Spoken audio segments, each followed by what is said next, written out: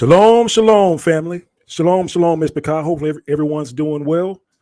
Let's just do it. If you don't mind, family, let's just do a quick sound check. If my audio sounds okay, please put a 1 in the chat.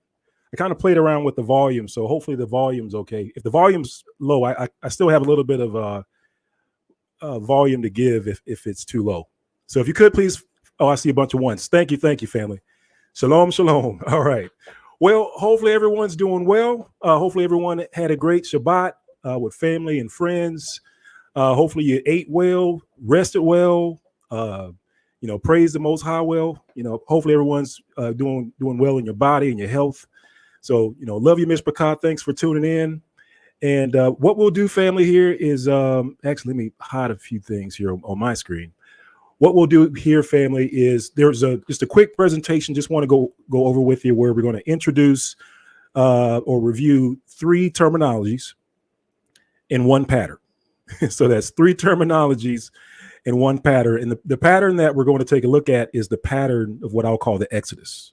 So it's the pattern of Israel living in the land of our captivity, in the pattern of us leaving. Because believe it or not, there is a pattern, and closer to the end of the presentation, we're going to take a look at that. But before we get started, family, just want to run a quick commercial, a promo. We'll give just a few more minutes for folks to come in, and we'll also just kind of run down some of the activities that are going on this weekend. So if you're looking for something to do, there's plenty of Israelite activities that you can go out and support. And definitely, family, if you're able to support, please support, because your brothers and sisters are working very hard to put some of these presentations and these shows together. So if you can support, if it's within your means, please do so. But yeah, definitely want to give a shout out to everyone that's in the chat. Love you, Miss Picard. Thanks for dialing in. Back in the day, I guess we would go through the names of everyone that's dialed in. But whenever it's like 200 or so, Miss Picard, we just say Shalom, Miss Picard. Everyone in the chat. So love you, family. All right, so let's just do this, family. Let me just run this quick commercial. That way we can, just make sure everyone's aware of these services that are available to Israel. All right, let me run this real quick, family.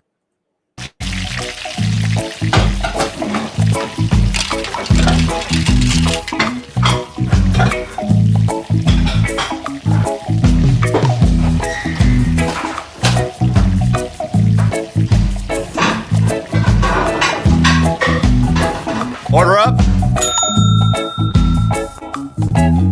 Caribbean Kitchen Foods offer 7 unique blends of premium, low-sodium Jamaican seasoning that will add a burst of flavor to your dishes. Our authentic, all-natural Jamaican seasonings are a game changer when it comes to adding a burst of flavor to your dishes.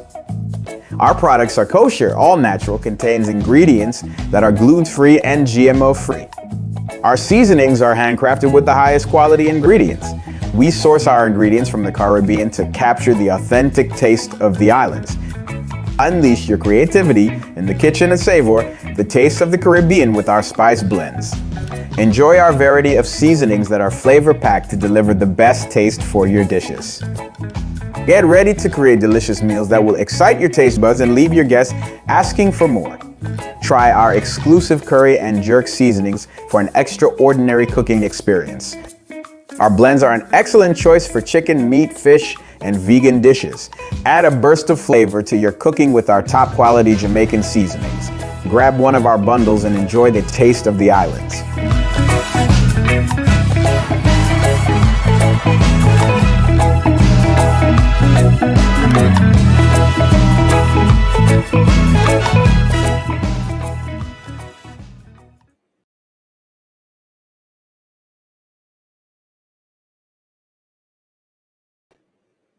All right, family. Well, hey, a big shout out to Moray Vaughn. If you all don't know, Moray Vaughn, he's the Miss Picard who is offering the services of a Caribbean Kitchen. So Caribbean Kitchen. So definitely check it out. Definitely support if you can, family. Great low sodium product that's out there. So if you want to watch your sodium intake, not get the blood pressure up high, but you want your food to have some taste to it, definitely check out Moray Vaughn's his product. And it's Buy Israel for Israel. So buy Israel for Israel. So definitely support if you can. Also, family, just a heads up of for this weekend, I think we have at least 2 other events going on this weekend. One is our brothers and sisters of Rebirth. So big shout out to our big chiefs, Chief Morey Yahusha, Chief Morey Moshe. So big shout out, double honors to the Kings down there. So they are. This is in Augusta, Georgia, having an event, in Augusta, Georgia. So definitely support, and that is on the 18th. And also, big shout out to our Aki Lorvins. He is doing an album release party, I believe. So definitely check out Sons of Shemite to get the details on that. So I believe that is also on Sunday. So 2 events this weekend. So definitely, if you're able to support, please do. All right, family. Let's go ahead and get down to business here. I'll try not to keep you long. I always say that, but then it ends up going over an hour. So with that being said, let's get started, family. So I'm going to share my screen, and what we're going to talk about, family, is before thy face. So that is a term throughout the scriptures, and it has a certain connotation, right? And it has meaning in the scriptures. So we're just going to review that, family, and just see the importance of understanding that term, and just to also see how it's applicable to today, especially for people that's living in the land of our captivity. All right, so let's get started. Hopefully you can see the screen. I think I let me just do a quick check on YouTube. Just want to make sure everything looks fine, because I'm actually broadcasting a couple of different ways here. Okay, all right, so looks good on YouTube, and we are also broadcasting on Rumble. So if you haven't, families, consider subscribing to Rumble. And the Rumble platform allows us a little bit more freedom as far as restrictions and that sort of thing. So we're actually able to post more content over on Rumble than YouTube because of the restrictions on YouTube. So just a heads up there, family. All right, so here we are, before thy face. So like I said before, family, we're just going to review 3 terms, right, or 3 concepts, and then last but not least, we're going to look at one pattern. So here are the 3 concepts, family: before your enemies, before your eyes, and before your face, or before thy face, or before thine face. It's spelled multiple different ways in the scriptures. So those are the 3: before your enemies, before your eyes, before your face. So as you can probably guess, before your enemies has something to do with the curses, right? So, when people are talking about the curses, we all often talk about, Deuteronomy 28, and, we'll read the blessings, right? And then we'll get over to verse 15, and then we'll read the curses. But in the curses, you will find this term before thy face. Before thy enemies. And let's just check out the definition, just to make sure we're all on the same page as far as the definition is concerned. So, definition of enemies, it's you can see it on your screen, Strong's H341. That's Strong's H341. And as you can see on the screen there, family, it says enemy, foe, right? So under meaning, let me see if hopefully you can see my mouse here, but it says meaning, hating, and adversary. So in this part of the scriptures, when it's saying before thy face, it's literally saying before those who are your adversaries, right? Before those who are your adversaries. Now, what I'm going to do, family, I'm just going to play a little bit of the Deuteronomy 28 video, and I'm just going to play a part of the video that goes into the curses. So we're just going to start reading or listening to some of the curses. Then we're going to come back out and pick out a few of the curses where it literally says before thine enemies. So bear with me just for a second, family. Let me pull this up real quick. And what I'll do is I'm going to add this back.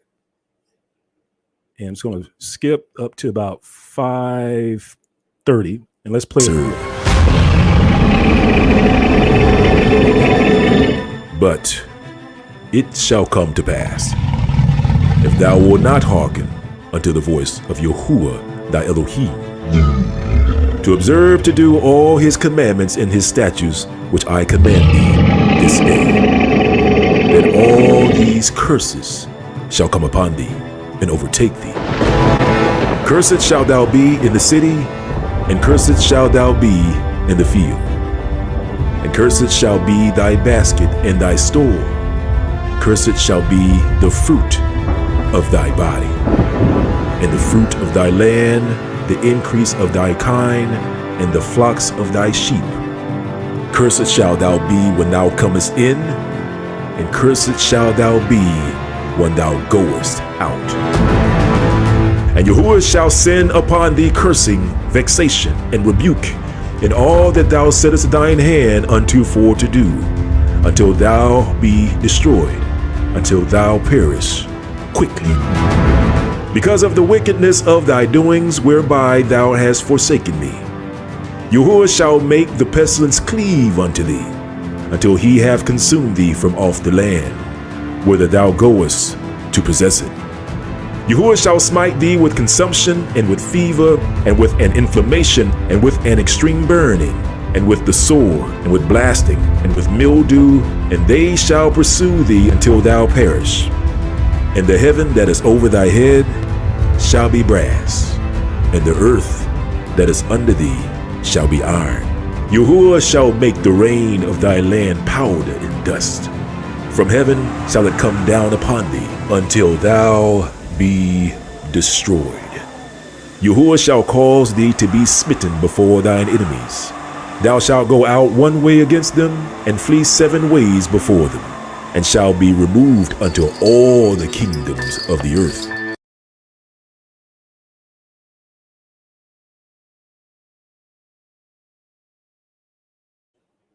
All right, family. I guess eventually I'll learn to work this mute button. But as you can see, where it left off at, family, is Deuteronomy 28 verse 25, and we listened to the verse 25, and it reads, Yahuwah shall cause thee to be smitten before thine enemies. There's that phrase, family, before thine enemies. Right? That is the curse, to be smitten before thine enemies. It says, and thou shalt go out against them one way. So you're literally going out against your enemies. It says, and you will flee from before thee 7 ways. So this is the opposite of the blessing earlier in Deuteronomy. It says, and shall be removed into all the kingdoms of the earth. And we should know about that very well, because we are the descendants of our forefathers who had unfortunately gotten scattered to all the kingdoms of the earth. And here we are today, family. We are literally living in the land of our captivities. We're literally living in the lands in which we have served as captive. If you're not familiar, I'm not sure how many folks we have from out of state or from out of the country, but here in the States, I'm based out of Georgia, right? And I've shared this story before, where my family lineage, goes back over to Alabama. Right. And that's where, when I was doing the research for my family, I found out that, there was slave manifests for my family that was over in Alabama. So I literally lived less than, we'll say 100 miles where my forefathers served in slavery. Right. So I'm literally living in the land of my captivity. Hallelujah. And probably there's a lot of Mishpachah that's on the phone that's in a similar situation. But let's keep going, family. So this term, before thine enemies, synonymous with the curses, is definitely not a good thing, right? And just to show you in verses 31, so we're just going to touch on this briefly, but we'll circle back on this in a few more slides. But it says, thine ox shall be slain before thine eyes. There's that other phrase. And it says, and thou shalt not eat, therefore, thine ass shall be violently taken away from before thy face, and shall not be restored unto thee. Thy sheep shall be given unto thine enemies, and thou shalt have none to rescue them. All right. So let me advance this screen here, family. And just to finish up with Deuteronomy, family, we're just going to end off for now in verse 48. And it says, Therefore shall thou serve thine enemies, which Yahuwah shall send against thee in hunger and in thirst and in nakedness. And this is one of those things, family, where the scriptures are so specific. How many pictures of the transatlantic slave trade have you seen where the slaves are stripped down bare naked? In fact, when you look at some of those old books, family, and it talks about, you know, the slaves being taken over in Africa, you know, if you get the right book, some books will even tell you that when the slaves were captured, they had clothes. They had clothes on, but part of the enslavement process was that they had to strip them naked, except for like having something to cover their privates, right? But just to show you, family, that this scripture is specifically talking about you, because there is no other people on the earth that is synonymous with going into captivity, going into slavery in nakedness. I used to get mad when I used to watch all those National Geographic movies, and they would have the so-called Africans, you know, stripped down butt naked. I was like, man, we'll put some clothes on, right? But this is yet another sign pointing to who we are, and, you know, another confirmation pointing to who we are, because nobody else on this planet can claim that, right? You know, going into captivity in nakedness. And it says, and in want of all things, and he shall put a yoke of iron upon your neck. And so that's another one, right? How many pictures have you seen of slaves having yokes of iron about thy neck, right? Yokes of iron. And it's interesting. And I remember seeing I think Maury Yahusha brought this out about like the fact that it is an iron restraint about the neck. The fact that it is an iron restraint, you know, and that kind of likens back to, this, when you're thinking about the statue, that Nebuchadnezzar statue, right? And you have the part of the body that's iron, right? The legs of iron, and then the feet are a mix of iron and clay. And then here we have a iron about our neck, you know, a shackle of iron about our neck. But let me go ahead and bring in, I see Pastor Kelly in the chat here. Let me see if I can bring in Pastor Kelly. Peace and blessings. You doing okay, Pastor Kelly? I'm doing great. Yourself, cuz? I'm doing good, man. Hopefully you had a good Shabbat. I know you were up late. Yeah, we had a great Shabbat. You know me, this is the routine. Yeah, up late, right? Man, see, after a while that catches up with me, man. So I gotta pull back and just go to sleep. So, but yeah, hey, I'm like, you could tell I was that one back in the day that they have to turn the lights on. It's all good. You don't have to go home, but I mean, right. You don't have to leave here. I mean, what is it? You don't have to go. You don't have to go home, but you have to leave here. Right. Well, hey, thanks for jumping in, cuz we're just, like I said, we're just going to talk a little bit about a couple of terms, and then kind of finish up talking about the like the Exodus, or a pattern of the Exodus. And I know you've also talked about this on your channel, so I know your insight on this will be right up your alley as well. So yeah, let's get started. Like I said, we're just talking about reviewing the term, you know, before thine enemies. So before thine enemies, you know, in the context that we're looking at this, you know, we're seeing that the context, and actually let me bring my PowerPoint slide up. Now, I actually learned my lesson on this one, Pastor Kelly. Even though I do have a copy uploaded, you know, to the presentation engine here, but I also did I presented on my desktop, and that way I'm able to zoom in and zoom out. So I'm learning. So, all right, fam, let's get back to it. So, let's see. Before thine enemies. All right, here we are. Before thine enemies. So, as you can see, we pointed out that this is, you know, this is synonymous with the curse. And let's just read, you know, a few of the other curses. Yeah, and I think Pastor Kelly, you went over some of these, last night, right? Or early this morning. Yeah, I focus more so on the, far as all the plagues that was on Egypt Gotcha. would be placed on Israel.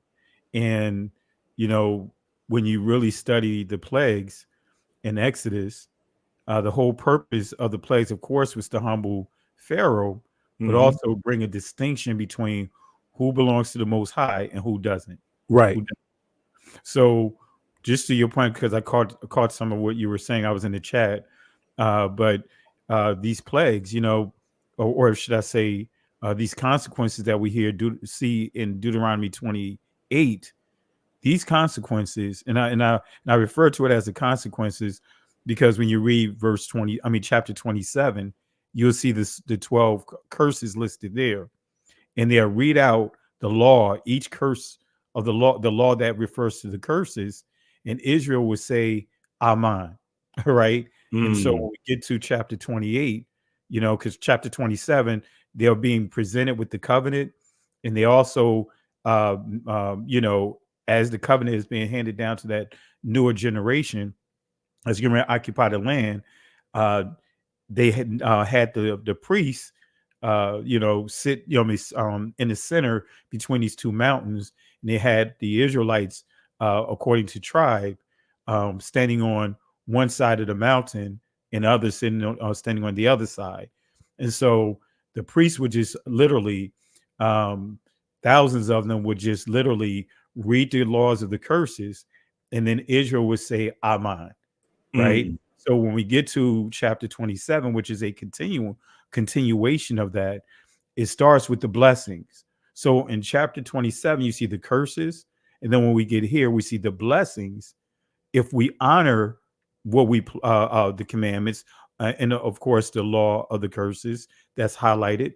But then when we get to verse 15, 16, on to what you're highlighting, these are perpetual consequences for breaking what we promised that we would not do. You know what I mean? The things that we would not indulge in when it comes to what you're highlighting right now.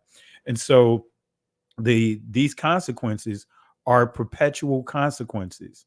And we are the only people, right, that can prove by way of these plagues, because the plagues are signs. And I want to reiterate that, family. They are also signs between us and Yahweh, and I know some of you guys say Yahuwah. So no disrespect to anyone that says that. So you guys know we're referring to the same Most High, the same Father. But anyway, so these plagues, right, will show who are the people of the book, who are and who's not. And so we're the only people that have gone through perpetual captivity. Even those that are trying to be like us, kind of like with what's that movie? I can't think of a movie now. 5 Heartbeats, Eddie King. You know what I mean? You just trying to riff like me, you know what I mean? But when he was talking to Flash, but nevertheless, we have people that want to be us, but they cannot prove a perpetual captivity in their lineage. You hear them, if they say that, if you ask them the question, hey, prove to me when your people were enslaved, they'll just say Egypt. See, we can go, of course, in the antiquities, but we also could go beyond the antiquities of a perpetual enslavement of our people and dealing with this perpetual consequence. So just to your point, because that's what I focused on, was the plagues that was on the Egyptians. Now the Most High brought those same plagues. Now it's on the people of the Most High as a perpetual consequence for breaking the law, statutes, and commandments. Yeah, and I like the way you put it, Pastor Kelly. Perpetual consequence, because like if what I have highlighted on the screen is just that I just wanted to highlight some of the other consequences that we may not. When we read Deuteronomy 28. Sometimes we just read right through it and, try to speed read all the way to verse 68, which talks about the ships. But, what I've learned, Pastor Kelly, is like, there are other, consequences or curses or however you want to put it, that's just as important, and they impact us today, and they impact our behavior today, how we react to certain things. Like let's take for example, let's start with verse 65, where it says, And among these nations shalt thou find no ease, neither shall the sole of thy feet have rest. But Yahuwah shall give thee there a trembling heart, family, and failing of eyes and sorrow of mind. And then it says, verse 66, it says, and thy life shall hang in doubt before thee, and thou shalt fear day and night. Thou shalt fear day and night, and shalt have none assurance of thy life. In the morning thou shalt say, with Yah it were even, and at even thou shalt say, with Yahuwah it were morning. For the fear of thine heart, wherewith thou shalt fear, for the sight of thine eyes which thou shalt see. Now, Pastor Kelly, when I was reading this, I was like, I didn't realize that that's like one of the consequences. Yeah. But, and I remember when I was reading about the transatlantic slave trade, and I was reading about how they would call them man catchers, right? They would have people that were go inland and, hunt, the Israelites down. They were hunting the Israelites down based off of the Manuelian ordinances. We actually talked about this on your channel last night / this morning, but they were actually operating by the Manuelian ordinance, which is the law that was in place by Portugal to manage and to authorize slavery on the west coast of Africa. And this is why, family, that when we were growing up, we were tricked into thinking that, oh, hey, you guys are, we had all sorts of different identities thrown our way, right? You guys are we found you on trees, we saved you, right? But I'm telling you, if they were to read to you the Manuelian ordinance, which literally everyone should, this should have been read to everyone when they talked about our history. Like, why wouldn't you read the history? Why wouldn't you read the law, the actual law that authorized everything? The actual law that gave the instructions on how to execute everything on the west coast of Africa. And guess what? That law was against and for the Israelites. It was authorizing the enslavement of the Israelites. And I actually have it in a couple of videos. I think the King David 2 video, that video, part of the message particularly at the end of the video, talks about the Manuelian ordinance. So if you haven't checked it out, if you have any questions about the Manuelian ordinance, check out the King David 2 video, because that's why we review that. But all that to say this, family, that so over on the west coast of Africa, as they were executing the Manuelian ordinance and they were going out hunting down these Israelites and grabbing these Israelites, one of the things that these manhunters were commenting on, that they were capturing in the books, they were saying, like, whew, they're like, man, there's a bunch of these guys over here. He's like, whoo, if they ever knew that if they just joined together and weren't, I'm kind of adding in fearful, they weren't fearful, they could take us out. But the fact that, that fear was instilled, within us because, we had broken the law, statutes, and commandments, family, I'm telling you, like, is what allowed these smaller groups to come in and capture a larger group of people on the west coast of Africa. So any comments on that, Pastor Kelly? No, you're hitting it right on the nail. And this is where we have to really understand just what Benaiah laid out, religion. That's the tool that was used. We know that Pope Nicholas V signed that edict. They call it the ecclesiastical edict or papal that he used to justify applying the rules of war, right? The contemporary rules of war to our ancestors in West Africa and actually throughout Africa, but targeted our ancestors that fled to West Africa. So when you see or hear those terms, contemporary rules of war, so that should give us another perspective of looking at or how we view the transatlantic slave trade, because actually it was a world war by definition. Right. So I know that the way that we are how can I put it? I would say conditioned or hacked, so to speak, institutionalized through religion. When we're dealing with prophecy, we were taught when we see certain prophecy, especially Revelation, when we're going through the book of Revelation, the book of Daniel, was to always include our oppressors on the same side of the positive side of the judgment, when actually they are the ones that's on the opposite side of the Jordan.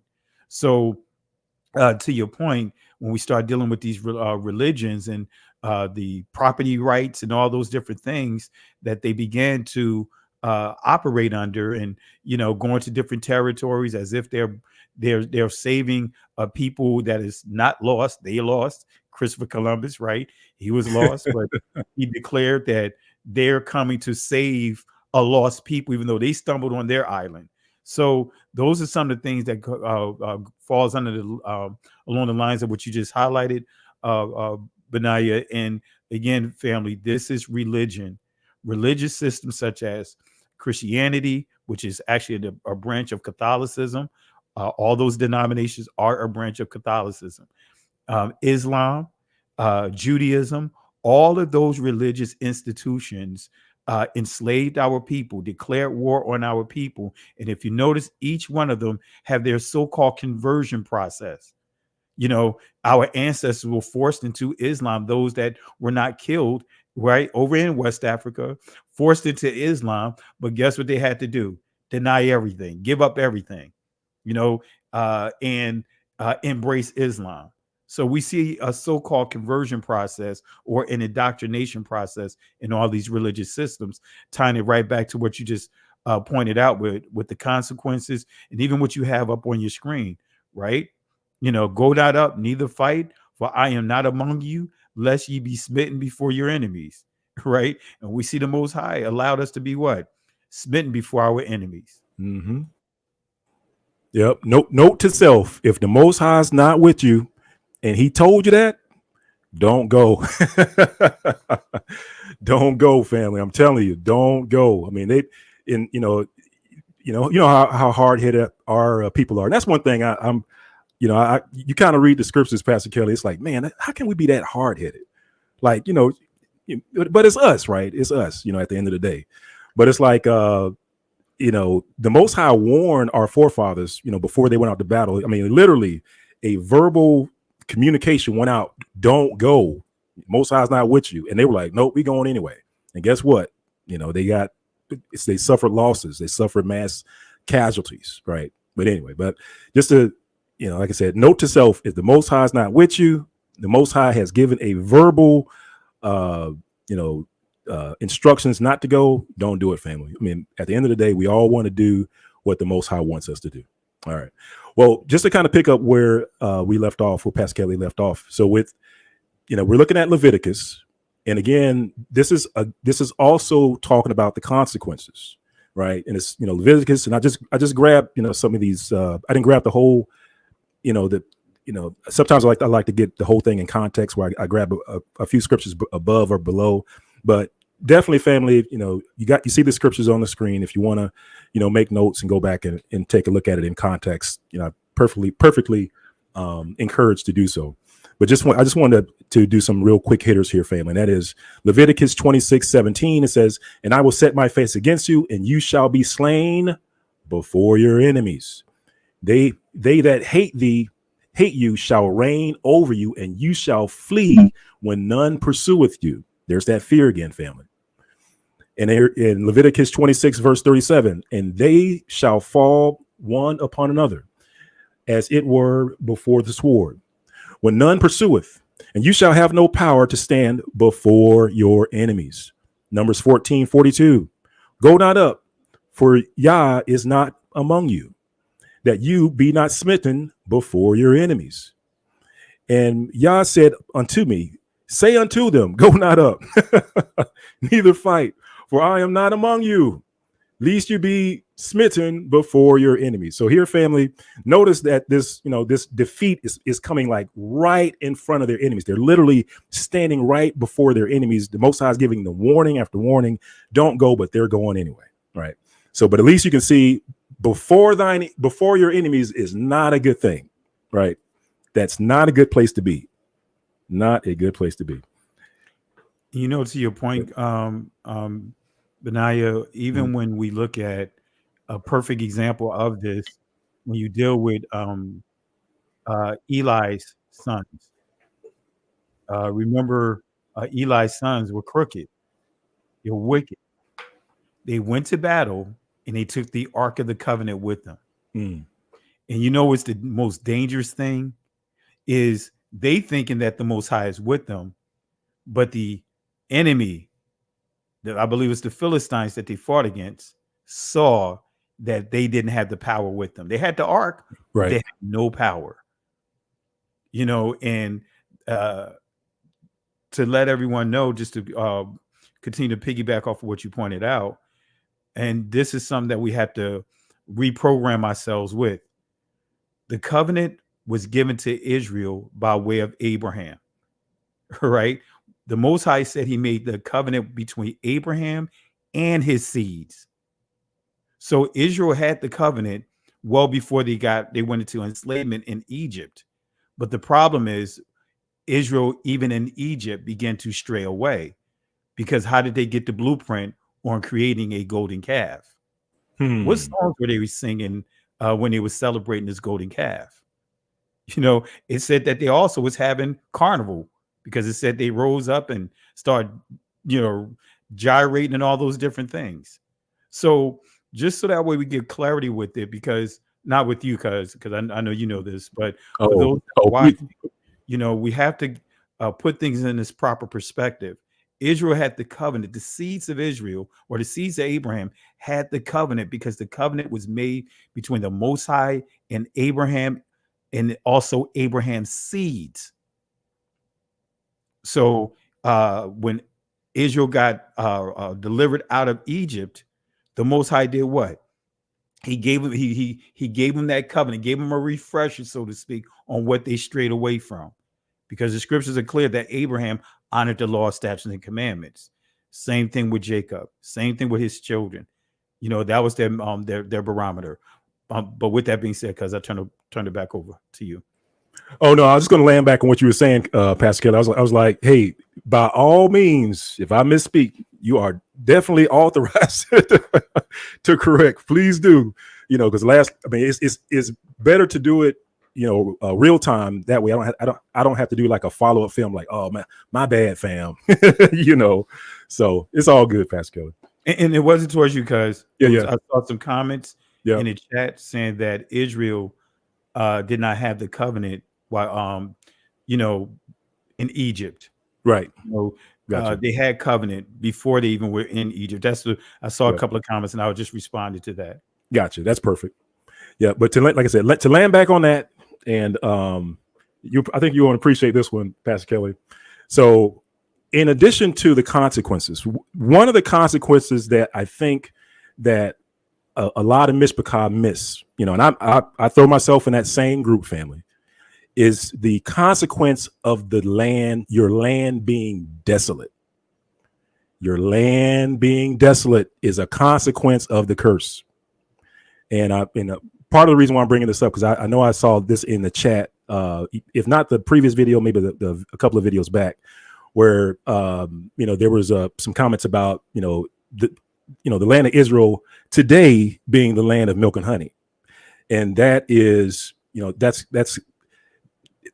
an error, because the land was in milk and honey when we were going into the land.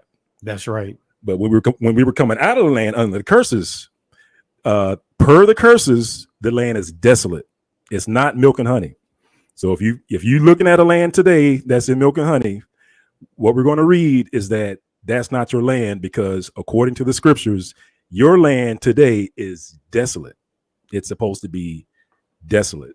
And you can also find. Oh, go ahead, Pascal. Because I'm hitting the preacher keys on you. But that again. So this is we're also going to continue in Leviticus 26, because we were looking at Leviticus 26 before. So let's just go to Leviticus 26, but this time we're going to pull out the consequences of your land being desolate. And it's not just in Leviticus, it's in multiple places, multiple other books. But let's just start off in Leviticus. Again, this is the consequence of the curse And one of the consequences of the curse is that our land is to be desolate. So Leviticus 26 verse 22, and it says, I will also send wild beasts among you, which shall rob you of your children and destroy your cattle and make you few in numbers, and your highways shall be desolate. So even the roads are going to be desolate. Leviticus 26 verse 33, and I will scatter you among the heathen. You know about that, right, family? And will draw out a sword after you, World War, transatlantic World War, and your land shall be desolate, and your cities waste.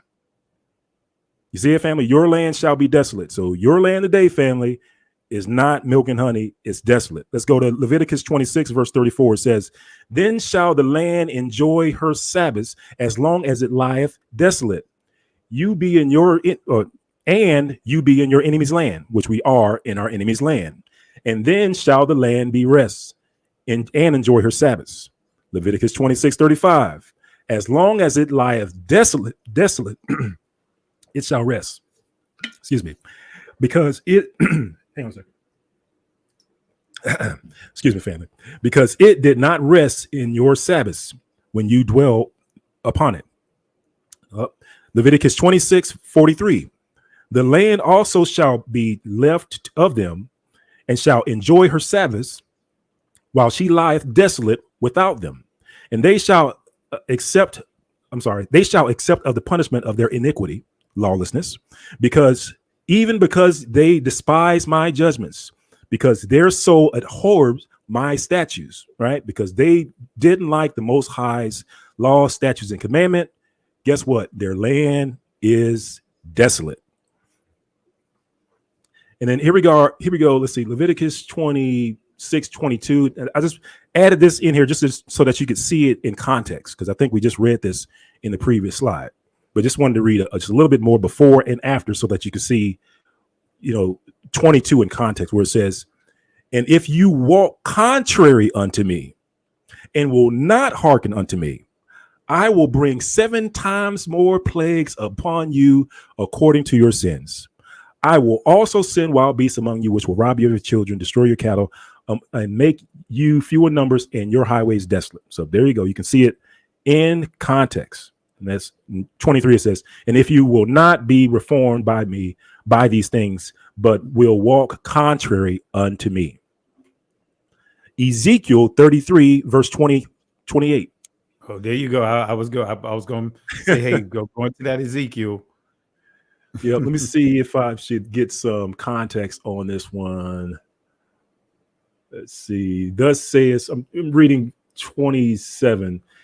Say thou thus unto them, thus says you, Yah, as I live, surely they that are in the waste shall fall by the sword, and him that is in the open field will I give to the beast to be devoured. And they that be in the forts and in the caves shall die of the pestilence. For I will lay the land most desolate, and the pomp of her strength shall cease, and the mountains of Israel shall be desolate, that none shall pass through them. Come on, family. Hopefully you can see that the result of the curse is our land is desolate. It's not milk and honey. It says, then shall they know that I am Yah, when I have laid the land most desolate because of all their abominations which they have committed. Deuteronomy chapter 28, verse 24. Now, let me see if I need to read this one in context as well. I guess I'll start with verse 22, where it says, and Yah shall smite thee with a consumption, with a fever, and with an inflammation. It's funny. I mean, not funny, but it's interesting, Pastor Kelly, that it actually mentions inflammation being part of the curse or the consequence. Yeah. I didn't realize that. Yep. I don't know why. I just kind of picked it up. I was like, man, inflammation too is wow.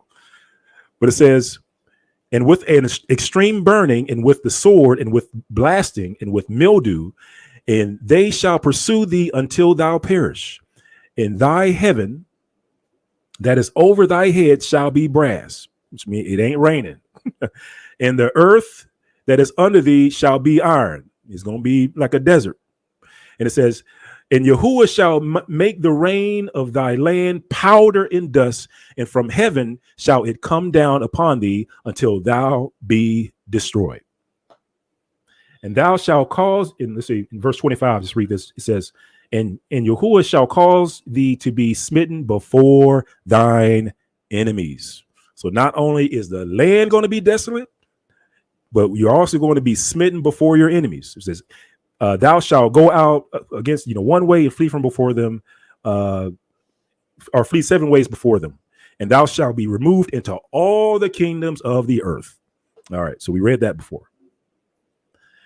So, and then let's see here. This is another one. This is, because while you're doing that too, yeah, go ahead. We get more indication of the grounds being desolate, because we know when we read Jeremiah, and for those that are not familiar with the book of Jeremiah, the Babylonians invaded Israel 3 times, invaded Jerusalem, the territories of Judah. We already know at that time the northern kingdom was already enslaved, but nevertheless they invaded, right? And so they really ravaged the whole territory. And even when you read Jeremiah 14, and I know many of us, when we read verse 2, we use that to prove that the Israelites are dark melanated people. But the key is that entire, let's just say the first 9 verses is dealing with a famine, is dealing with a drought. Is saying how it affected the entire territory, to the point that Israel, they were, when you see the word black into the ground, you see the word quadar. Quadar means black and ashy, or dark and ashy, right? So the Israelites were dark and ashy. And I'll just read a little bit of it just real quick, if you don't mind, because verse 3, it says, and their nobles have sent their little ones to the water. They came to the pits and found no water. They returned with their vessels empty. They were ashamed and confounded and covered their heads.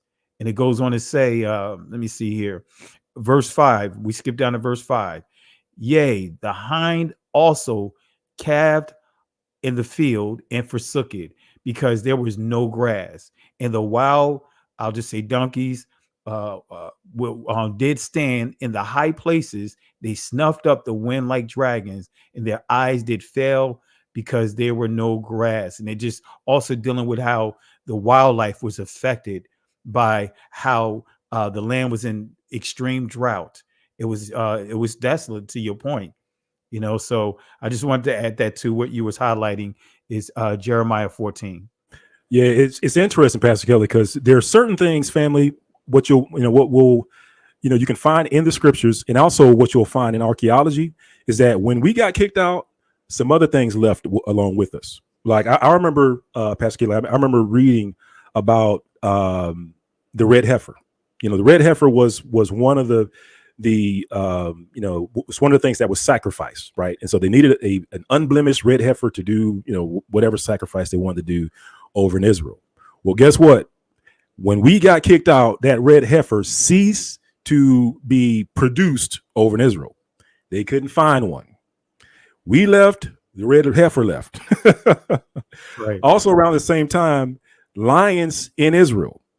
We know that there were lions in Israel because you can even go further east over to Babylon, and you'll see lions dawning the walls of Babylon. You see lions over in archaeology and stuff like that, right?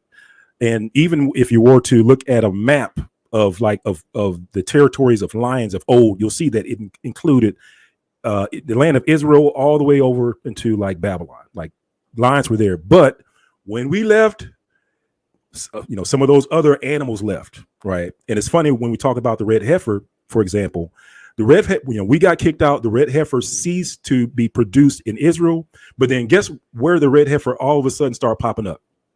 Over in the Caribbean, over in the United States, where we were scattered to, right? So just to show your family that when we left, the land became desolate, certain animals left.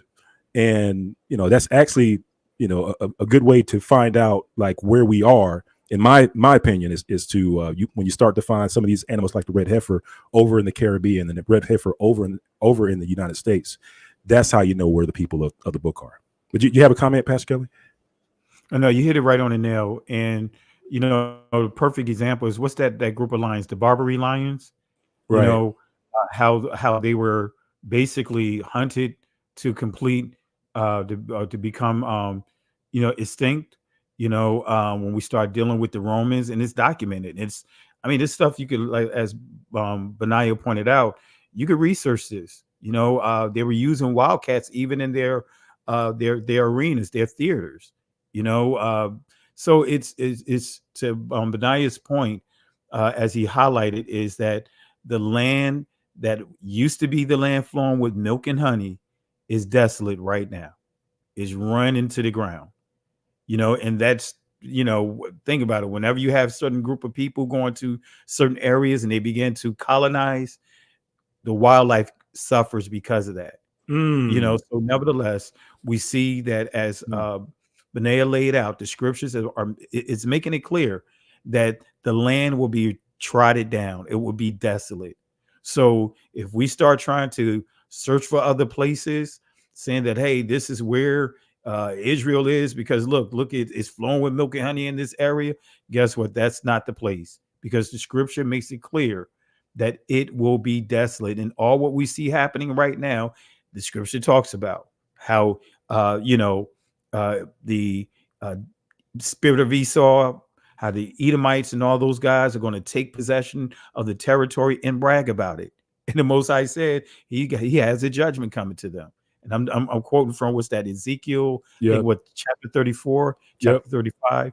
So I'll turn it over to you, Benaiah. Oh, no, you're good. I'm over here clearing my throat, man. Oh, no. I was like, I hadn't been talking that long, have I? But no, to your point, you actually reminded me of something. And that is, like, during the fall, like, to your point, Pastor Kelly, you made a point of a people, like, when they come to a place, there's desolation. And that is absolutely, I want to do a big land back on that one. Because that reminded me of a book I read. I think it was like by Hannah Adams. And it was about the history of Jerusalem, and I think it's not in just the Hannah Adams books as well, but you can find it in other books. But it literally talks about, like, when Jerusalem was sacked in 70 AD, and the Romans came against Jerusalem. At some point in the book, they described the scene in front of Jerusalem after the Romans had done what they did, and they were talking about how they said for a span of like 5 miles. Out from, radius from Jerusalem, they said the land was desolate, because what the Romans did was, like, they tore down all the trees. It was like they were tearing down houses, burning down houses. It looked like a barren wasteland.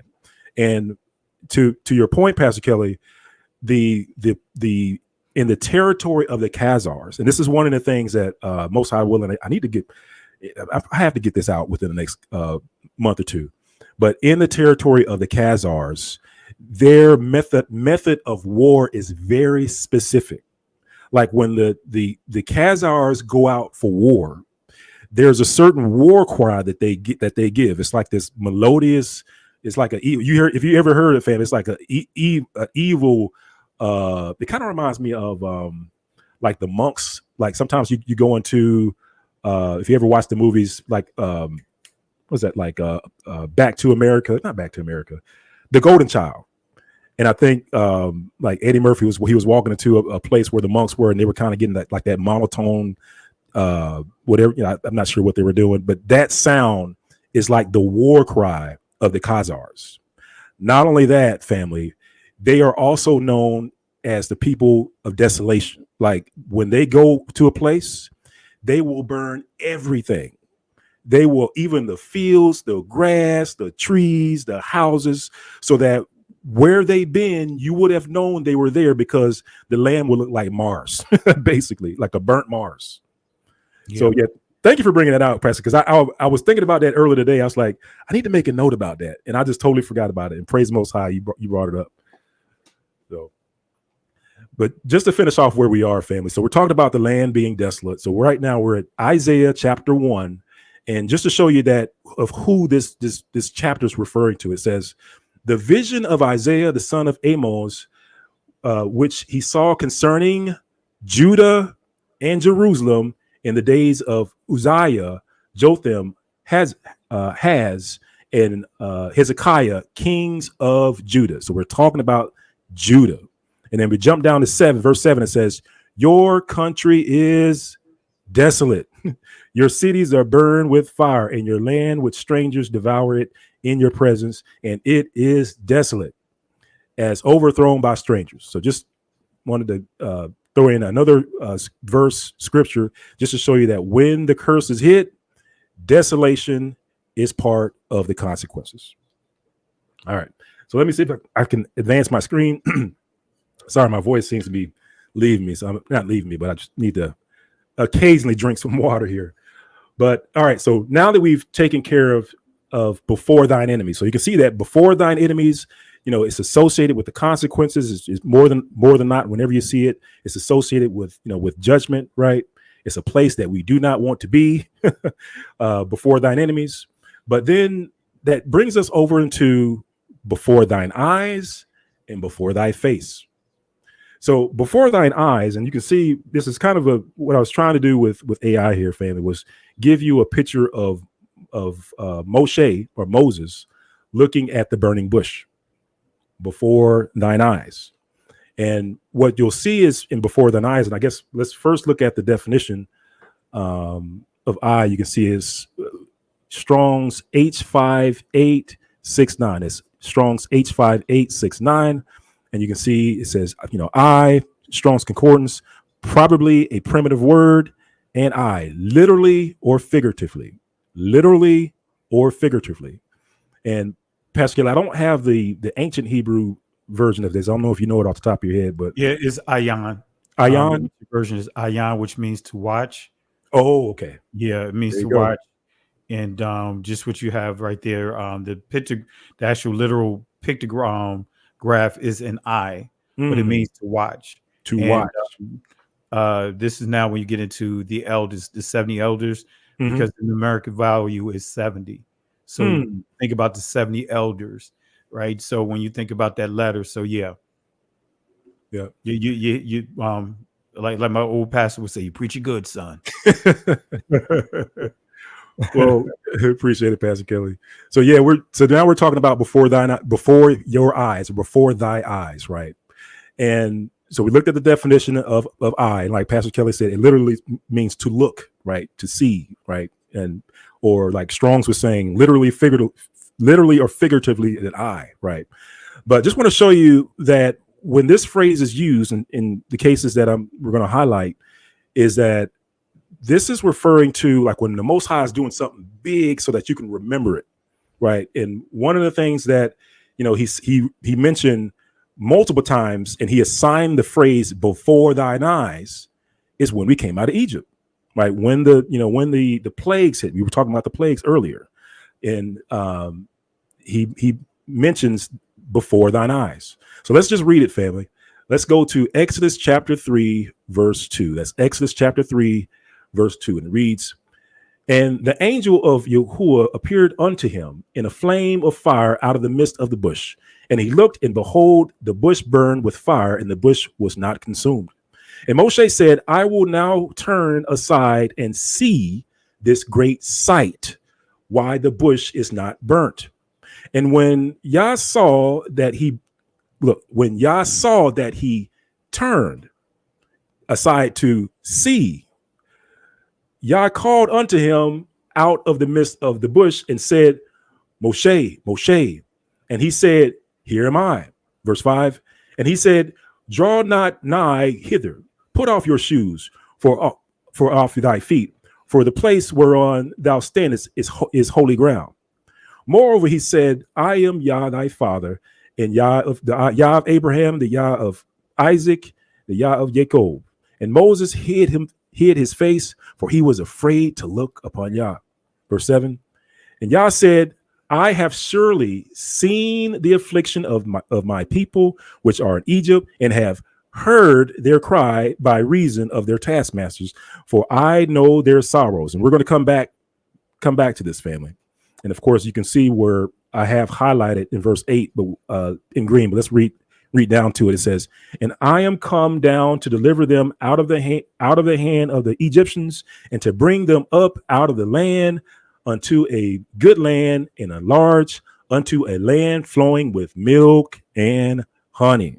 So this is where, family, you get that milk and honey from. And it says, I'm just going to finish reading this and we'll comment on this on the back end. It says, "Unto the place of the Canaanites and the Hittites and the Amorites and the Perizzites and the Hivites and the Jebusites."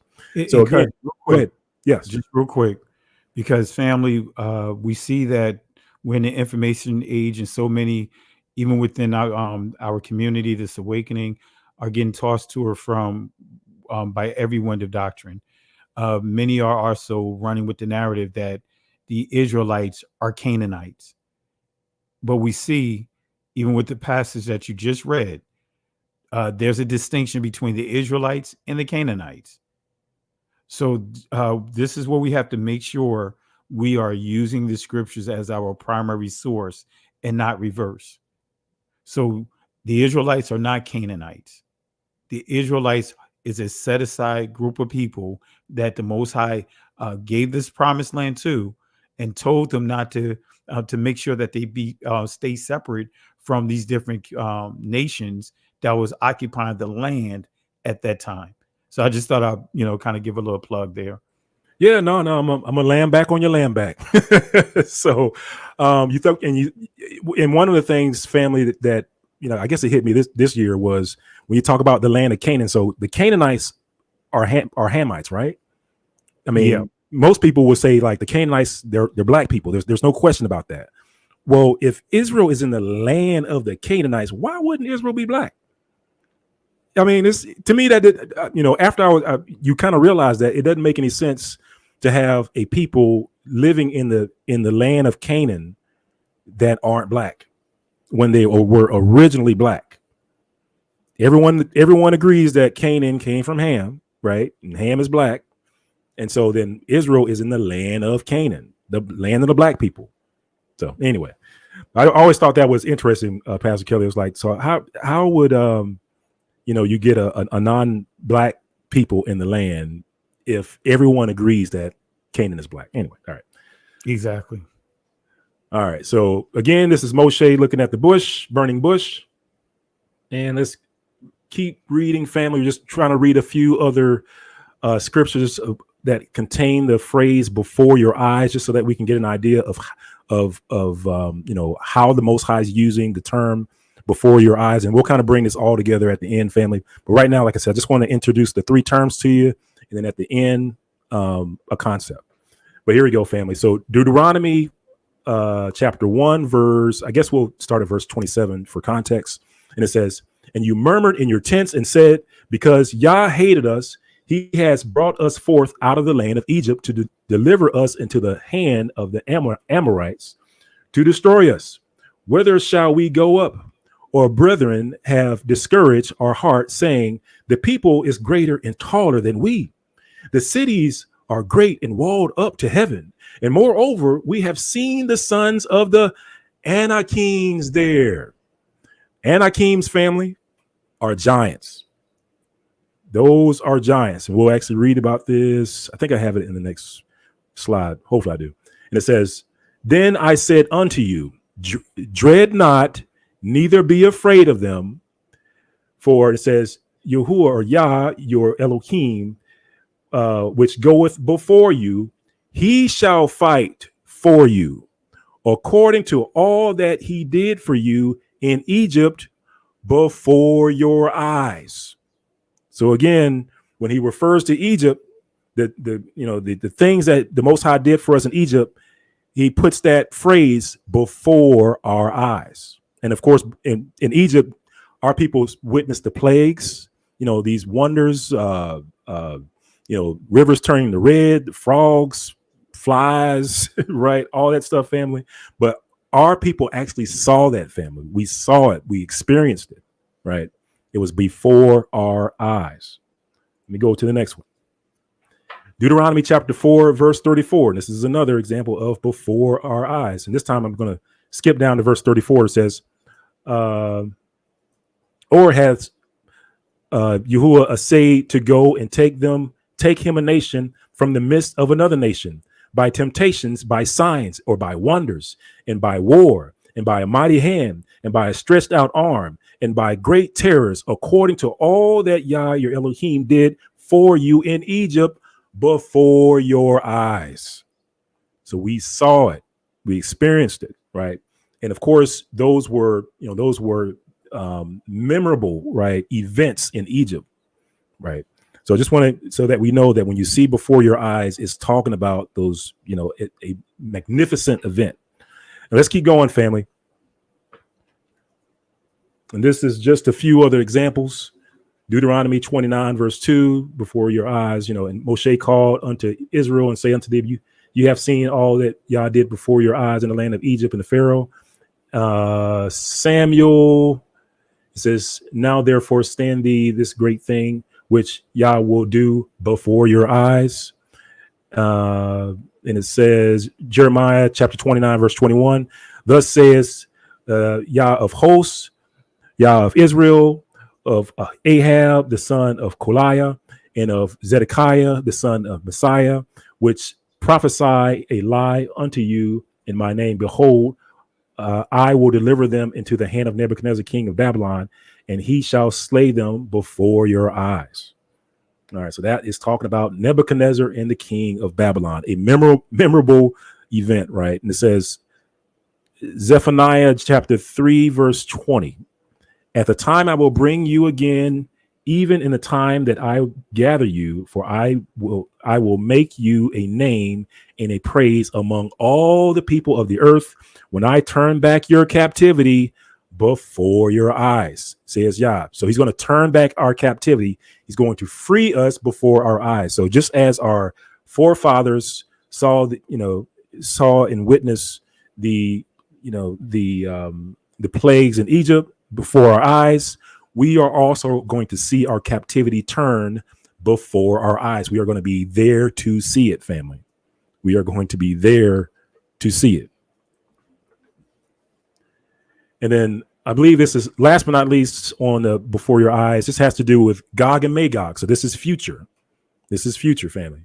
And so this is talking about Ezekiel chapter 38. And we might skip a little bit on this one here, but let's read it, family. It says, verse 11, it says, and thou shalt say, I will go up to the land of unwalled villages. I will go to them that are at rest, that dwell safely, all of them dwelling without walls and having neither bars nor gates. Oh, just a bit of context on this one. This is Gog and Magog coming against Israel living in their land. After we are regathered, we go back to the land.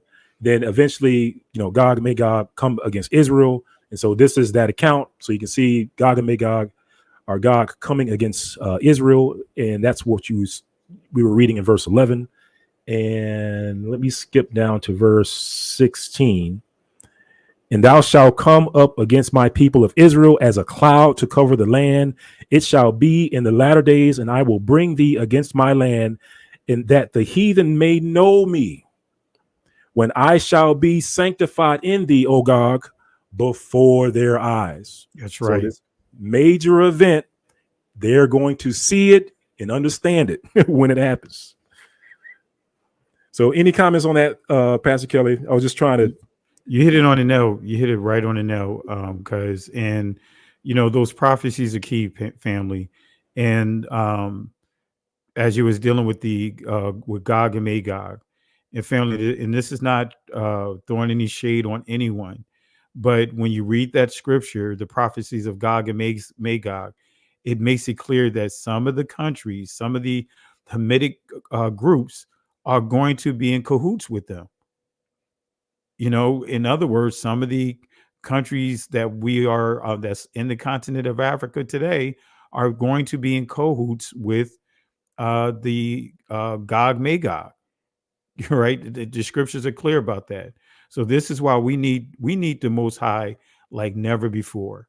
We need to we need wisdom. We need discernment like never before. If not, we're going to be tossed to or fro with every wind of doctrine. And right now, I mean, we're in crunch time. You know how the old school would say, you wait all the way to the last minute to act up. You know what I mean? Right. And it's kind of like we're getting all the way down into the trenches, family. And I believe that we are seeing the signs right now of the Most High returning with His Son, but we cannot get all the way to the end, and we get told we did run well, but who hindered us? So let's endure all the way to the end. Sound doctrine. So great information, cuz. Thanks, Pastor Kelly. So just to kind of a brief recap. So we talked about, before thine enemies, right? And we talked about how before thine enemies was, synonymous with the curse, in general. That's definitely not some place that you want to be. You hear that term before thine enemies, it's usually a bad place to be. Then, then we just finished reviewing before thy eyes, right? And we saw that, there's a couple, scriptures that talk about before thy eyes being synonymous with what the Most High did for us in Egypt, right? The great miracles and wonders that He did for us, our forefathers in Egypt. It was made a lasting impression. It was, like some people would say, it was an event of biblical proportion, right? And now we're getting over into before thy face. So let's take a look at what is before thy face, the examples in the scriptures. So before thy face, so faces is pawnim. And Pastor Kelly, what's the any idea what the ancient Israel or Hebrew pronunciation would be? Oh, pana. Pana. Yeah, Pana. I was going to say that. Yeah. The primitive root word is pana. Gotcha. And as you can see, family, the definition, it literally means faces. Yeah. Right. Pana. So that word, that letter pa, starts with the mouth, right? So pa is mouth. And then when we see the non, that means seed, sprout, you know what I mean? But of course, when you see the yam, that's masculine, right? So the yam is masculine, or in the Israeli, you'll see im. So that is masculine. Gotcha. And just to show you how it's being translated in the scriptures, sometimes it's used as before, right, before you, in front of, let's see, I didn't get the rest of it. I think faces, front. And this is the Strong's, a different view of the Strong's Concordance, 86440. And this is panim, exact same one we were looking at. We're just looking at it in a different source. And, Strong's Concordance, you'll see it says except anger, as long as battle, because beseech countenance. And it's kind of funny, Pastor Kelly, because, we as Black folks, right, when we were little and growing up, when I don't know how it was when you were growing up, Pastor Kelly, but like at school, like when two people was getting ready to get into it, man, they get up in each other's face, and you hear them say, "Hey, man, get out my face." They would literally be face to face, getting ready to fight, right? And it kind of remind me, like that's the example that kind of popped in my mind when I heard of like before thy face, or like before like two boxers get ready to get into it. And like they'll have the boxers come and meet in the middle of the ring, and they're just glaring at each other, right? Like to me, like that's what I think when I think of Pauline, like before thy face. Yeah. But to your point, Pastor Kelly, so the root is pana, is to turn. It says to turn, to face, appear, look, or at least this is what the Strong's 6437 says. To turn, to face, to appear, look. Let's see. Strong's Concordance says a primitive root, to turn, by implication, to face, look. So let's just look at a few examples here, family. Let's look at Deuteronomy 9, verse 3. Deuteronomy 9, verse 3, and it says, "Hear, O Israel, thou art to pass over the Jordan this day, to go in to possess nations greater and mightier than thyself, cities great and fenced up to heaven." So just to put this in context, Israel has gotten out of Egypt. They've gone through the wilderness. Now they're getting ready to cross over the Jordan into the promised land, right? So this is where this scripture is picking up. And it says, and it's talking about the people that's before them, right? Because, you know, they got that, those people in that land, which you'll see, family, they're some giants. They're literally giants. Verse 2, it says, a people great and tall, the children of the Anakim, whom thou knowest, and whom thou hast heard say, who can stand before the children of Anak? Understand therefore this day that Yah Yahuwah is he which goeth over before thee. So note to self, the Most High is going over before him. As a consuming fire, he shall destroy them. Listen, fam, says, and he shall bring them down before thy face. Wait, what's going on here, fam? Let's look.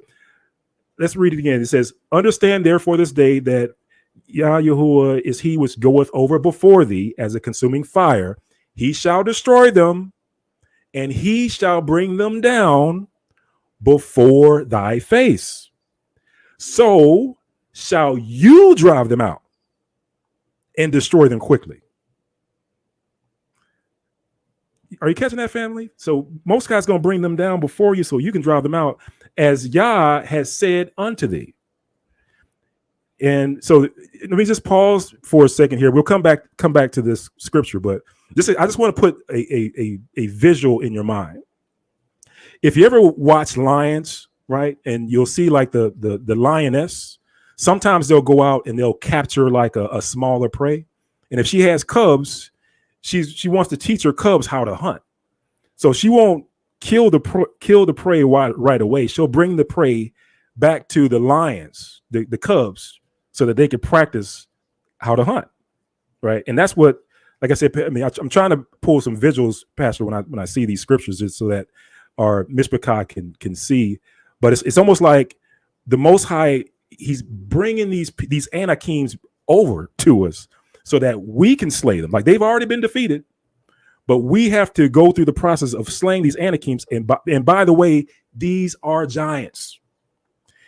He's training us on giants. You know, you kind of think of it in hindsight. It's like, well, couldn't we start off with some smaller people first? You know, why the Most High starting off with the biggest people in the land, the giants? And it says, let's see where I leave off. It says, verse 4 says, speak not thou in thine heart after Yah has cast them out from before thee, saying, for my righteousness Yah has brought me into the possession of this land. But for the wickedness of these nations has Yah does drive them out from before thee. So just kind of reminder, kind of checking them, saying that don't think it was because you all righteous and stuff that the Most High is bringing you into this land. It's because these people that's before you are wicked. You know, and it says, verse 5, not for the righteousness or for the uprightness of thine heart dost thou go to possess their land, but for the wickedness of these nations, Yah the Elohim drove them out from before thee, and that he may perform the word which Yah sware unto your fathers, Abraham, Isaac, and Jacob, which Pastor Kelly was talking about earlier, the promise. And it says, understand therefore that Yah giveth thee not this good land to possess it for thy righteousness, but for thou art a stiff-necked people. So you even kind of threw that in at the end. Yeah. Letting them know, like, hey, look, don't think it's because you're special. Yeah, but it's the Most High honoring a promise, right? And that promise is to Abraham. And when you think about that, even right now, many of us are here because of promises, others interceding. The promises the Most High may have made to our elders, our elders that have transitioned. So with this here, the Most High is making it clear that this generation that's getting ready to go into the promised land is like, look, don't think that you're special. Right. You know what I mean? Right. You still got work to do. And he even told them, hey, once you get into the land, guess what? The land, you could, based upon how you handle yourselves, is going to determine whether or not you keep the land or you get kicked out of it. Mm. You know, so you hit it right on the nail. Yeah, and it's like I said, it's interesting, Pastor Kelly, because like I said, I was kind of taken aback about how the Most High was bringing them into the land. Because remember, they were in Egypt, they were slaves, but now it's like the training has started, and it's like, and he's starting them. Well, I don't know if this is like if this is the big. This isn't the very beginning. Like this right here, cuz this is the descendants of those that died in the wilderness. Yes. So yes. what Deuteronomy is, it's a series of words that the Most High gave to Moses, because when we look at Deuteronomy, it's Dabar Yam, and the Israelis Dabarim, right, which is the word, the command, and the Most High said to and the Most High said, or the Most High commanded. So Deuteronomy is actually a series of instructions and warnings to the next generation, that generation of those that died off in the wilderness. So the Most High is basically telling them, in a nutshell, learn from your elders that died off. Now you guys getting ready to go into the promised land. But before I let you go, almost kind of like how our parents would do when we were younger, before we go out, let me lay the rules down. You know what I mean? Before we go up in that restaurant, let me lay the rules down. Before we go to that amusement park or go into that supermarket, let me lay the rules down. You know what I mean? Don't pick up everything. Don't be taking stuff off the shelf. You know how kids are, So the Most High is doing the same with Israel, is reminding them of the promise. So he's letting them know, that generation, because this is almost 40 years later. Now he's telling them, now I'm getting ready to honor the promises of Abraham. And he's letting them know, like, look, quite honest, there's nothing special about you. You're not you're not larger than any other nations, but because of the promise, that's what makes them special. So what you see here is almost 40 years later. But to your point, Pastor Kelly, it's like, but why do you think like they still had to go out and drive them out? Like, oh, think about it, cuz to let them know that they have to participate too. See, that's one of the things that I teach when I teach out of Deuteronomy. Yes. A lot of times we expect the Most High to do everything. Yes. Think about Jehoshaphat. Remember the battle that he had to deal with? They still had to show up to the battlefield, even though the Most High took care of it. Right. So we still have to participate in the things that we ask of the Most High. Like, for example, if I say to the Most High, I need a new job. I want that job right there. But I have to be prepared for it. I can't say I want to be the president of the United States, and I haven't done anything to be president. I can't say, I want the car. I want to get me a new car. Bless me to get a new car. And I haven't done anything to prepare for it. Or, help me pass this test. That's the infamous one, right?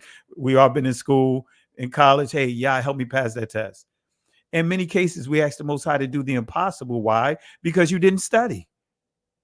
You asked the Most High to pull a rabbit out of a hat, so to speak, and you did nothing to prepare. So what this is telling Israel, you still have to prepare. You still have to do your part. He's opening up the doors. You still got to walk through it.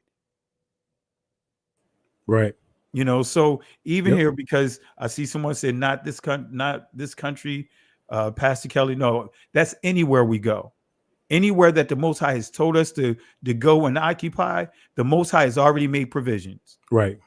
And that's Jeremiah chapter 29, when they were in Babylon, and the Most High told told Judah to marry your sons, marry your daughters, plant gardens, do all these different things while they were in Babylon. So no matter where we are, we have that gift, as you pointed out earlier, Benaiah, like, even though the land is desolate, but guess what? Everywhere we go, guess what? That red heifer is there with us. Yes, everywhere we go, we could take something that is bad, just like Jacob with that gift, and turn it around for our good. Hey, give me the spotted stuff. Give me the stuff that looks broken. And we have a way of taking that broken thing as the gift that the Most High has given us and making the best out of a situation. Come on, family. Y'all done made toys out of a cardboard box. Come on now. If you could do that, that we the people of the book. If you could make a dance floor out of a cardboard box, I used to break dance. So if you could make a dance floor out of a cardboard box, so I'm just using that as an analogy that it doesn't matter where we are, we can make the best out of the situation. Yes, Con. And I like what you said, how you framed it, Pastor Kelly. Like we have to participate, because we've gotten into this. I've kind of seen it in our community where some of us just think that we shouldn't do anything.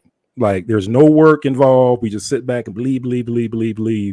But you don't have to go out and possess the land. But you don't have to go out and do anything. And that's what I think that, when you start to look at this term before thy face, you will see action. Yeah. You will see action when you see before thy face. And then this is like the perfect example of the Most High. He's telling you, I'm doing the work. I'm gonna go to these big old giants. I'm gonna soften them up. I'm gonna defeat them and destroy them. But I'm gonna bring them back to you, and you're gonna drive them out. Because can you do one last thing real quick? Because I got to get ready to transition. Oh, go ahead. If you go to Deuteronomy chapter 7, and this is my favorite text right here, and it's still tying into what you just highlighted. Yeah. Right. And this is key, family, because we sometimes ask the Most High to give us stuff or do things that we're really not ready for. Right. If we go to verse 22, right. Matter of fact, we'll go to verse 22. It says here, and Yahweh Elohim will put out those nations before thee little by little. Didn't say he was going to do it all time at one time, but notice what he said in continuation of this text. Right. Thou mayest not consume them at once, lest the beast of the field increase upon thee. In other words, what he's saying is, if he destroyed everyone at one time, Israel didn't even have the know-how, or should I say the capabilities to basically take over and take care of that entire territory all at one time. They had to build up. So little by little, and who are we dealing with? That little by little that he's talking about wiping out is right there at the first verse. When Yahweh Elohim shall bring thee into the land, whither thou goest to possess it, and has cast out many nations before thee, the Hittites, the Girgashites, the Amorites, the Canaanites, the Perizzites, the Hivites, the Jebusites, the Ashkenazites, the Edomites. I'm just, add some extra stuff there, right? 7 nations greater and mightier than thou. So the Most High is making it clear, without him, we can't do nothing. But He said, little by little. Con, it's all the Most High. It's all the Most High, family. Yeah, all the Most High. Yeah. So hey, Benai, I got to get ready to transition over to the channel, but really appreciate it, cuz great discussion, man. Like I said, you had me wanting to pull out my Hammond. And I got one in the other room, man, about to bring it out, hit my B flats on you. Hey, thanks for dropping in, Pastor Kelly. Thanks, cuz, for dropping in. I mean, your commentary is always appreciated. So I'm gonna try to, I'm gonna try to wrap up, Pastor Kelly. I just got a few more slides, and I'll probably hop on your live and check you out as well. So check, family. Make sure you check out We Woke Now, because Pastor, you got a live getting ready to spin up. Yeah, I'm getting ready to deal with Shakespeare, knowing that he knew who the true Israelites were. So I'm dealing with that. All right. But feel free, but family first. Endure all the way to the end. Let's support Benaiah to the end of his presentation. And hey, I'll be there. Sometimes I could be there till 3 a.m. But let's just make sure that we support Benaiah. Let's stay all the way to the end of the presentation. And then if you guys up to it, come on over to We Woke Now. I appreciate it, Pastor Kelly. It's all good, family. We'll wrap up here soon. All right, we love you, Pastor Kelly. I'll see you in a little bit. All right, love you, cuz. Love you, family. Right. Shalom. Shalom. All right, fam. Well, let's go ahead and wrap up here, fam. So we're talking about before thy face, right? Before thy face. And it says, Yah shall cause thine enemies that rise up against thee to be smitten before thy face.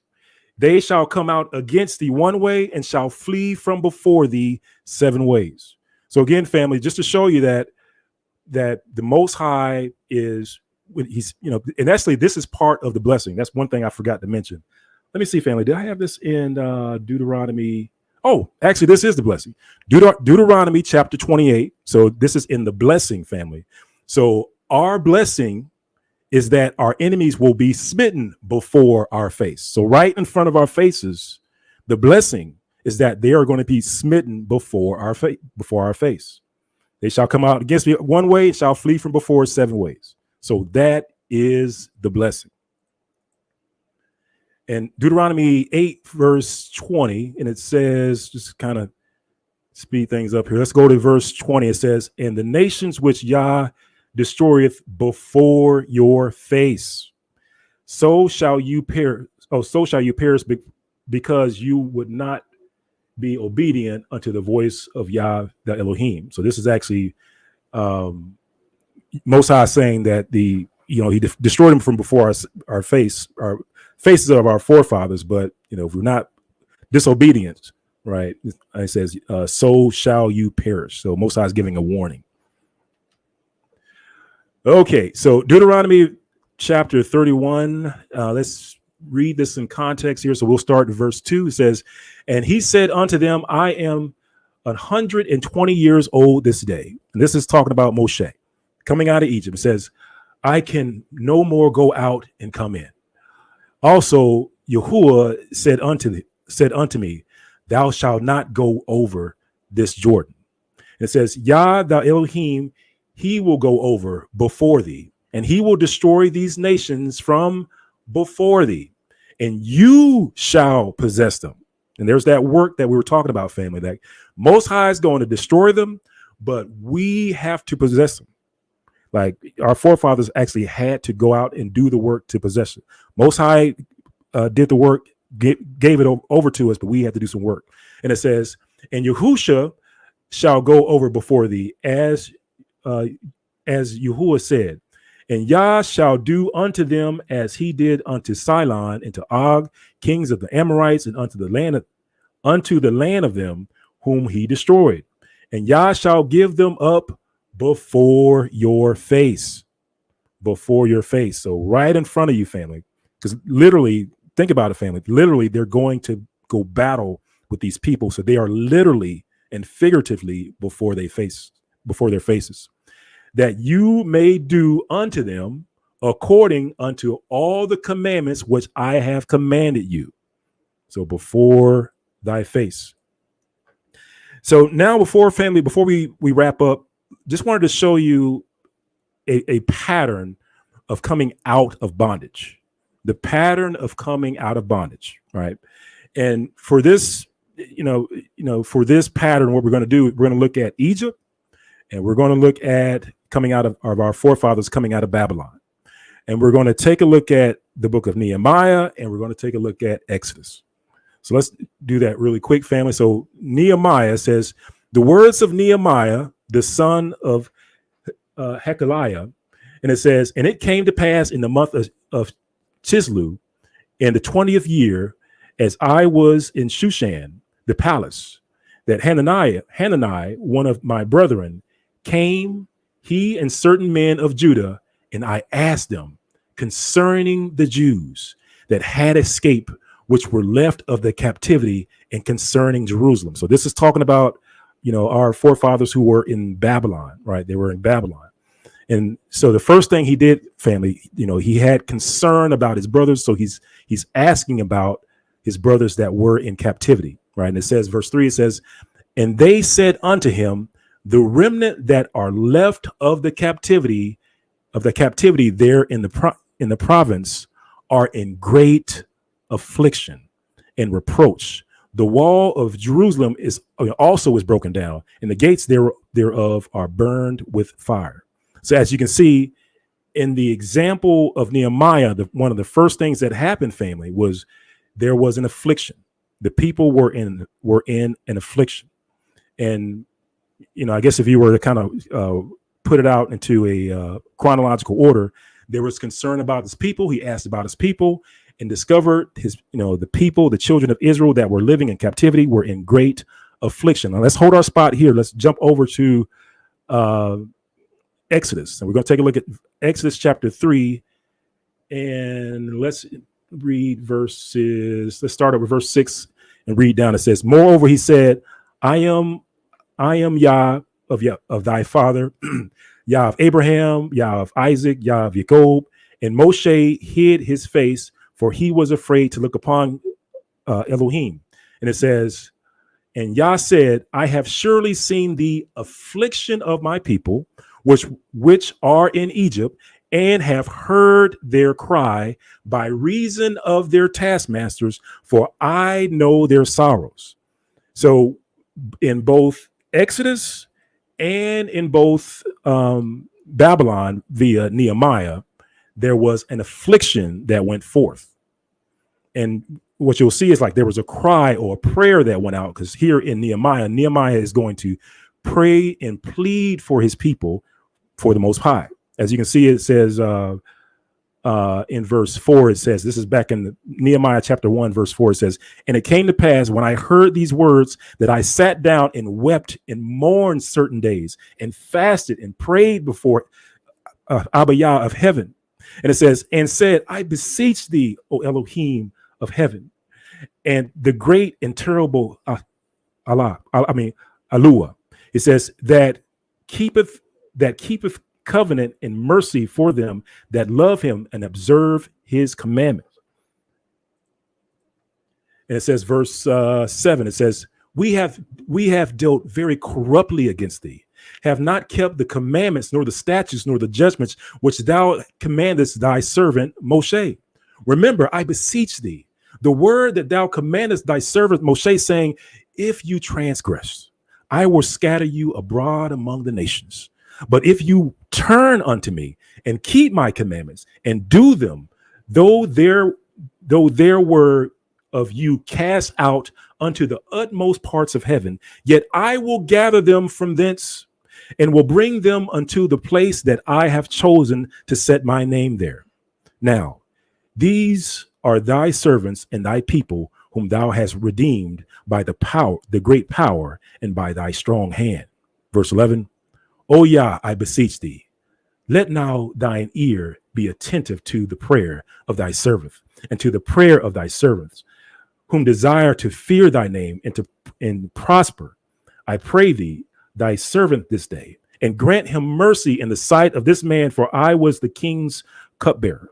So as you can see, family, Nehemiah is crying out to the Most High after he heard that his people were being afflicted in the land of their captivity. So same over in Egypt, in the land of Egypt, our forefathers were crying out because they were under the taskmasters.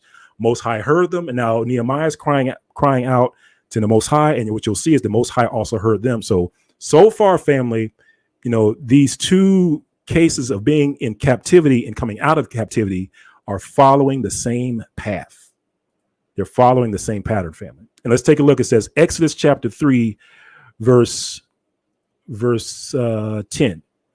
So now this is the Most High giving instructions, and it says, and he's talking to Moshe. He says, come now, therefore, I will send you unto Pharaoh, that thou mayest bring forth my people, the children of Israel, out of Egypt. So another thing that the Most High did was that now the Most High is sending Moshe to Pharaoh. He's sending Moshe to the leader, right? He's sending Moshe to be before Pharaoh's face, or Pharaoh can be before Moshe's face. He's sending them to a meeting, right? And let's take a look at Nehemiah to see if we see the same pattern. So in Exodus, we have the Most High sending Moshe over to Pharaoh. Let's see what happens in Babylon. It says, let's pick this up in, let's see here. I guess we'll pick it up in verse 7. It says, moreover, I said unto the king, if it please the king, let letters be given me to the governors I think I want some more context on that. Let's see. Bear with me, family. Okay, I think I cut this one off. My bad, family. So basically, what you'll see here is that, you know, Nehemiah, he's the king's cupbearer. You know, he was sad in front of the king, and then the king was asking him, you know, what's wrong. And so Nehemiah goes and, you know, and opens up and says that he's sad for his people, sad for his people, sad because of the land. And this is when the king is granting Nehemiah, you know, what he asked for. And the reason why I put these two scriptures in here, family, is that I want you to show you that the Most High was working to give Nehemiah grace or favor in front of the king. But he was in front of the king, just as Moshe was in front of the Pharaoh. So in both cases of our people coming out of captivity, there was a cry out, there was a call out to the Most High, and then there was a face-to-face between the Pharaoh and Moshe, and there was a face-to-face between Nehemiah and the king. And here, I'm just going to finish up with verse 8, and says, and a letter unto Asaph, and he's basically asking for letters to be written so that he can get Jerusalem, the walls rebuilt. And he says, and a letter unto Asaph, the keeper of the king's forest, that he may give me timber to make beams for the gates and the palace which appertain to the house, for the wall of the city, and for the house that I shall enter unto. And it says, and the king granted me according to the good hand of Yahuwah upon me. So it was Yahuwah that did it. So just as we read before that Yahuwah went before Israel, but then Israel had to go and possess the land. Just as you'll see, Yahuwah put it upon the king's heart to grant Nehemiah what he needed, but Nehemiah had to go before the king to ask the king face to face. The king had to come before Nehemiah's face, just like Pharaoh had to come before Moshe's face. Let's keep reading, fam. And this is where, let's see, I think we're gonna, we'll end that here, family. So the takeaway here, family, is that the pattern of our people coming out of captivity, from when you look at both Egypt and you look at both, you know, Egypt and Babylon, it's the same pattern.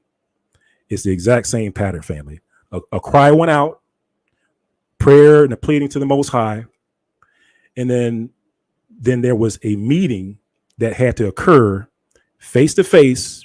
In Egypt, it was between Moshe and Pharaoh. In Babylon, it was between Nehemiah and the king. And over here in the States, family, the reason why I bring this up is over here in the States, you know, if the pattern holds, there has to be a face-to-face meeting that will occur.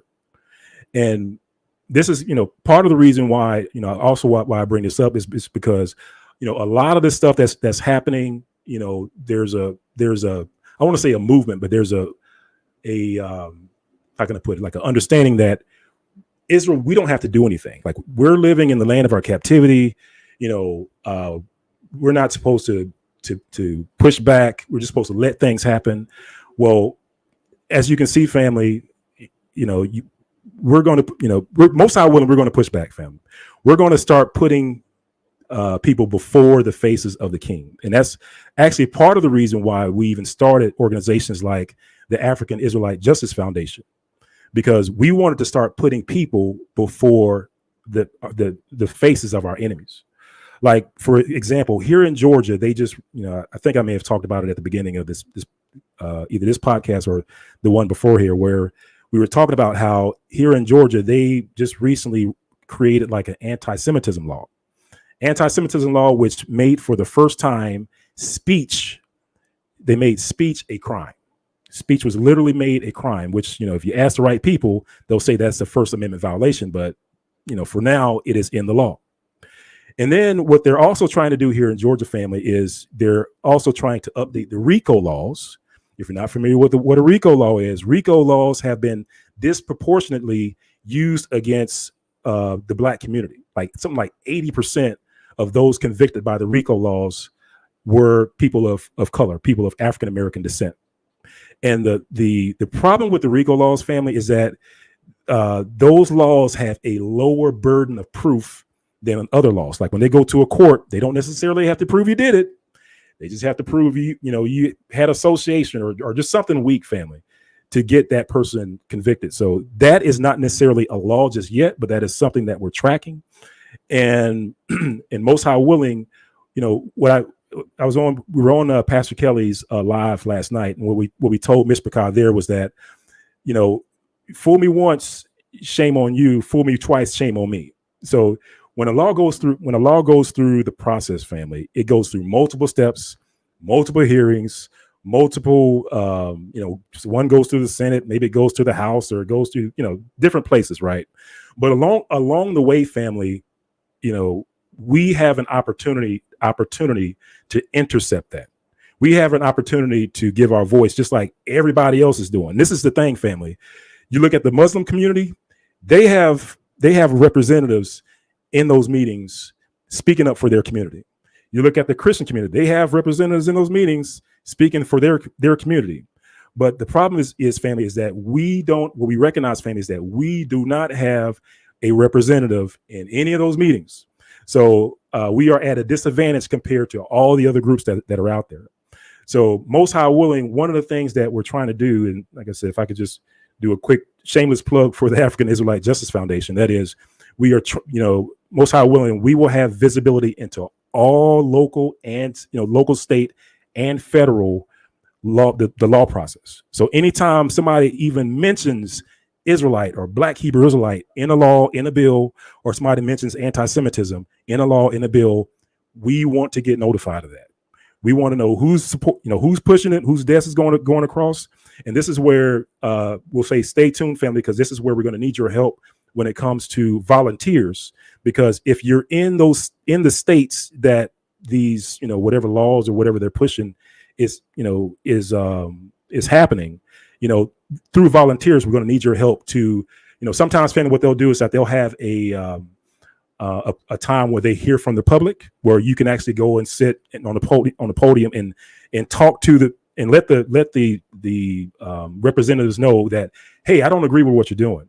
Hey, what you're doing is going to hurt our community. Hey, that's racist against our community. Why are you making hate speech? Black folks has been the recipients of hate speech for the longest. I mean, there's a notorious word that starts with N, that starts with the letter N, that everybody knows instantly what I'm talking about. And that is the quintessential hate speech. And to this day, it is not outlawed. There are no laws against it. We've been through slavery. We've been through Jim Crow. We had the signs where it says a colored water fountain. Colored people, you can't drink from this fountain. Colored people, you can't come through this front door. You got to go around the back. That's hate speech. We've been dealing with that for a long time, family. Right. And the funny thing is, family, we don't see the NAACP nowhere in the scene. Like, they are nowhere in here. When the laws came through, when they're starting to mess with RICO laws here in Georgia, you don't hear a peep from the NAACP, and they should be the main ones jumping up and down if they were for Black folks. So praise the Most High, family. We are looking to get before people's faces.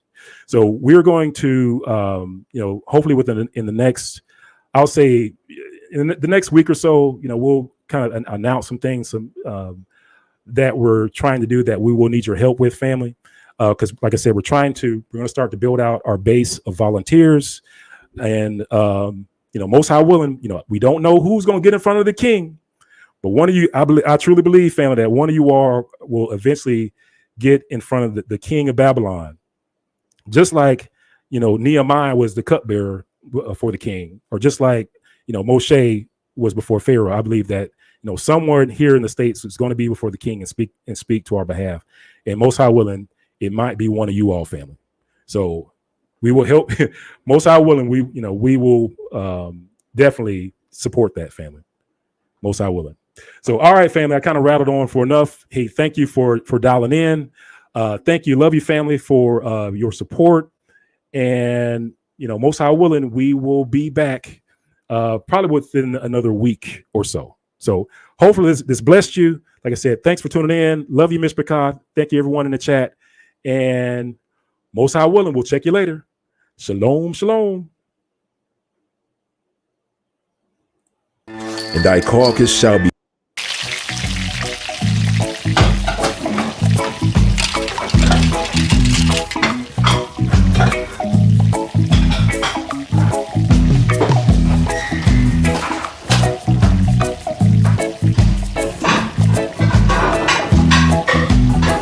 Order up. Caribbean Kitchen, Foods offer 7 unique blends of premium, low-sodium Jamaican seasoning that will add a burst of flavor to your dishes. Our authentic all-natural Jamaican seasonings are a game changer when it comes to adding a burst of flavor to your dishes. Our products are kosher, all-natural, contains ingredients that are gluten-free and GMO-free. Our seasonings are handcrafted with the highest quality ingredients. We source our ingredients from the Caribbean to capture the authentic taste of the islands. Unleash your creativity in the kitchen and savor the taste of the Caribbean with our spice blends. Enjoy our variety of seasonings that are flavor-packed to deliver the best taste for your dishes. Get ready to create delicious meals that will excite your taste buds and leave your guests asking for more. Try our exclusive curry and jerk seasonings for an extraordinary cooking experience. Our blends are an excellent choice for chicken, meat, fish, and vegan dishes. Add a burst of flavor to your cooking with our top quality Jamaican seasonings. Grab one of our bundles and enjoy the taste of the islands.